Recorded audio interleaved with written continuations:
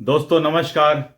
दोस्तों मैं विमल शाही आप सभी लोगों का अपने चैनल में स्वागत करता हूं और उम्मीद करता हूं कि आप लोग सब लोग स्वस्थ होंगे एवं मस्त होंगे। सभी राष्ट्रवादियों और सनातनियों से ये निवेदन रहेगा कि आप लोग मेरे चैनल को सब्सक्राइब कर लीजिए और वीडियो को लाइक एवं शेयर भी कीजिए। दोस्तों हम लोग बात करने जा रहे हैं राज्यसभा के जो 37 सीटों पर जो चुनाव होने जा रहा है मार्च के महीने में, उसके बारे में हम लोग बात करेंगे और समझने का प्रयास करेंगे कि इस चुनाव के बाद किस गठबंधन को फायदा होगा और किस गठबंधन को नुकसान होगा। दोस्तों जैसा कि आप लोग सब जानते हैं कि राज्यसभा की 37 जो सदस्य हैं उनका कार्यकाल जो है वो 2026 में समाप्त हो रहा है।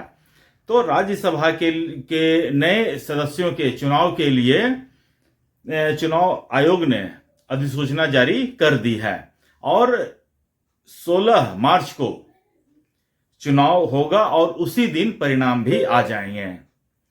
तो समझने का कोशिश करते हैं कि कौन कौन से राज्य हैं जहां पर ये 37 सीटों के जो सदस्य हैं उनका कार्यकाल समाप्त हो रहा है और कौन कौन से महत्वपूर्ण व्यक्ति हैं जिनका कार्यकाल समाप्त हो रहा है।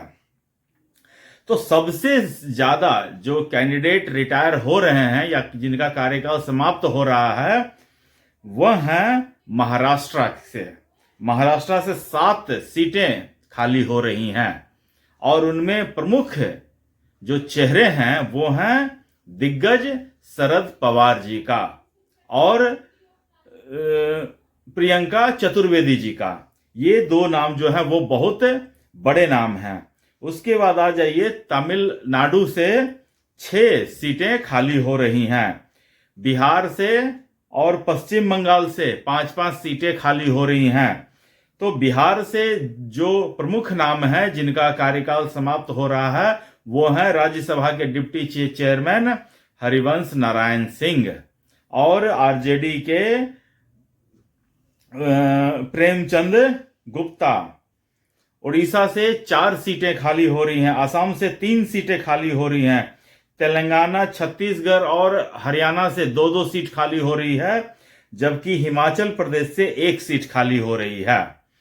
तो ये तो राज्यवार ब्यौरा है जहां से ये सारे 37 सीटें जो खाली हो रहे हैं और उनमें से कौन कौन से प्रमुख नाम थे जिनका कार्यकाल समाप्त हो रहा है और कैसे कैसे जाएंगे ये लोग।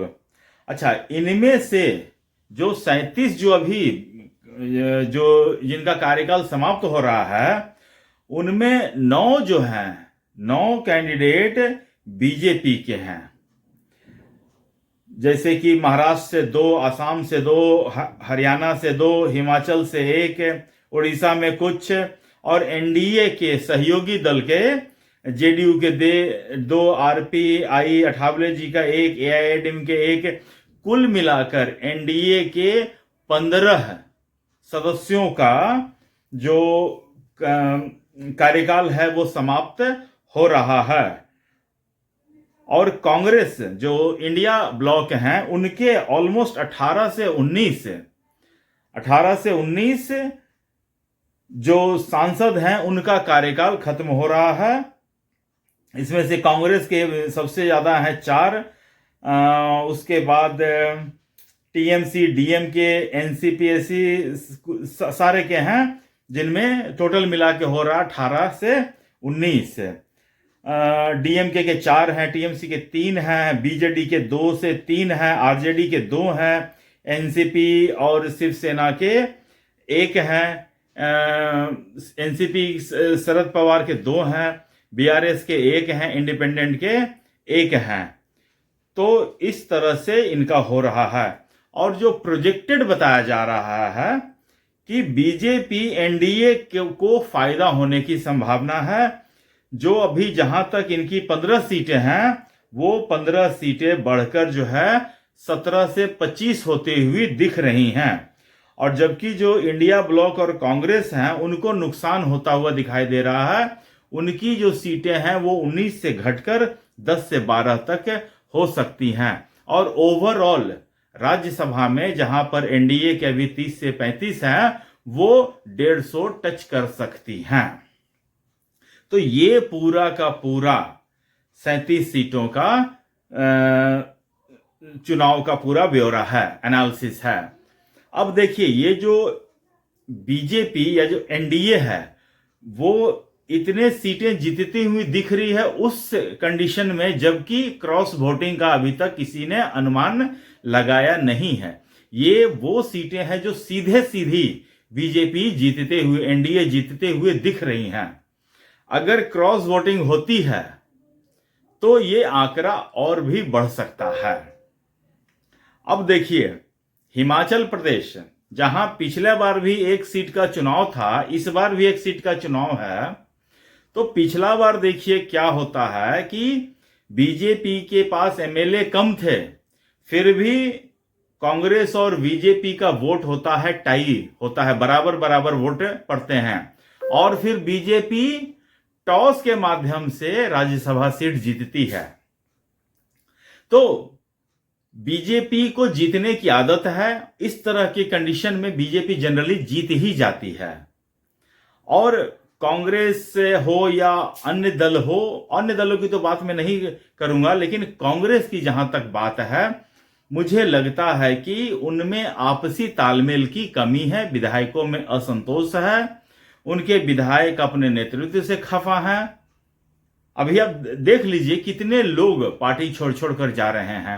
अब जो छोड़कर जा रहे हैं, तो आपको क्या लगता है कि वो वोट करने जाएंगे तो वो ये देखेंगे कि किसको वोट करना है या किसको नहीं करना है? वो सिर्फ कैंडिडेट को देखेंगे कि कौन सा कैंडिडेट अच्छा है, उनको हम राज्यसभा भेजेंगे।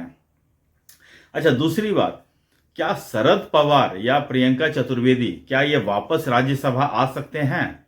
शरद पवार की तो पार्टी है, वो इतनी तो उनकी सीटें भी नहीं हैं कि एक आदमी को वो राज्यसभा भेज सकें। यही हाल है बिहार में। बिहार में पूरा इंडिया ब्लॉक मिलकर भी 41 वोटों का जुगाड़ कर नहीं पाएंगे। उन्हें राज्यसभा भेजने के लिए 41 वोट की जरूरत है, जबकि इंडिया ब्लॉक के पास हैं वोट 35। अब वो एआईएम के ओवैसी जी के डोरे डाल रहे हैं। यही डोरे डालने के चक्कर में तेजस्वी यादव जो हैं, अपने सहयोगी आईपी गुप्ता जी को हैदराबाद भेजा है ओवैसी जी से मुलाकात करने के लिए, ताकि वोट में कुछ हेराफेरी हो सके।